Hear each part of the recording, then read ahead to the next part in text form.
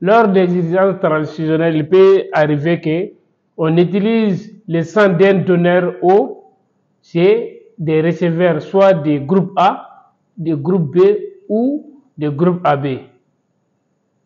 Et souvent, vous allez voir, lors du groupage aussi, on rencontre certains agglutinants. Et vous allez voir aussi, dans certains cas aussi, on rencontre des anticorps auto-immunes. Ça veut dire que des auto-anticorps. Les auto-anticorps, vous allez voir, ce sont des anticorps qui sont présents de façon irrégulière chez les patients et qui peuvent causer souvent des hémorragies. Bonjour et bienvenue dans cette vidéo où on va vous montrer comment détecter la présence d'auto-anticorps chez un patient. Une fois que vous prélevez le sang du patient dans un tube à Erythia, vous allez centrifuger, enlever le sérum. Vous voyez le sérum qui est là.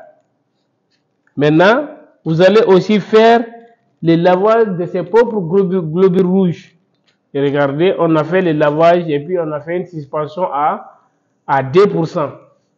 Maintenant, qu'est-ce que vous allez faire? Il faut faire cette réaction de façon avant que le sang n'atteigne 6 heures de temps.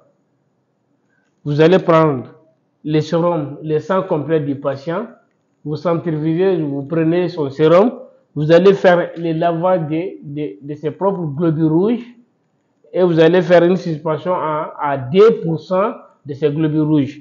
Maintenant, moi je vais utiliser ce verre de montre qui est transparent. Vous allez prendre le sérum qui est là. Regardez, c'est le sérum du patient. Vous allez mettre 2 gouttes. Vous voyez, 2 gouttes.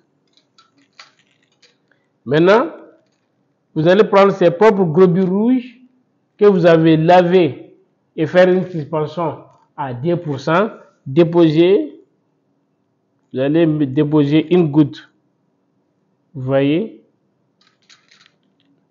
Maintenant, vous allez laisser à température ambiante pendant 1 heure de temps. On va laisser à 1 heure de temps pour voir s'il y a eu des agglutinations.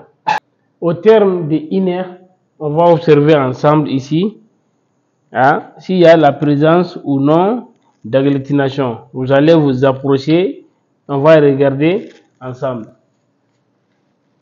Maintenant, vous essayez de voir s'il y a la présence d'agglutination.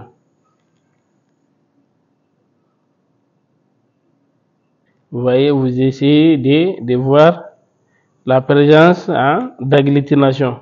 Vous voyez, vous essayez un peu de secouer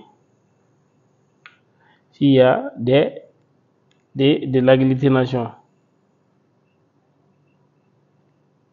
Là, vous voyez, il n'y a pas d'agglutination. Maintenant, vous voyez, il n'y a pas d'agglutination. Ça veut dire que ce patient n'a pas d'auto-anticorps. S'il y avait la présence d'anticorps, d'auto-anticorps, vous allez voir que ceux-ci vont former des agglutinations avec les hémorragies. Maintenant, vous voyez, vous avez vu comment on fait la détection des auto-anticorps chez un patient. Vous allez voir que cette technique-là, il faut le répéter très souvent chez les patients polytransfusés. Les patients polytransfusés peuvent présenter souvent des anticorps irréguliers ou des auto-anticorps. Maintenant, il faut savoir laver les globules rouges pour pouvoir avoir leur groupe sanguin. Lorsque vous avez un problème de groupe sanguin avec des agglutinations tardives, il faudra souvent faire le lavage des hémorragies. Je vous remercie.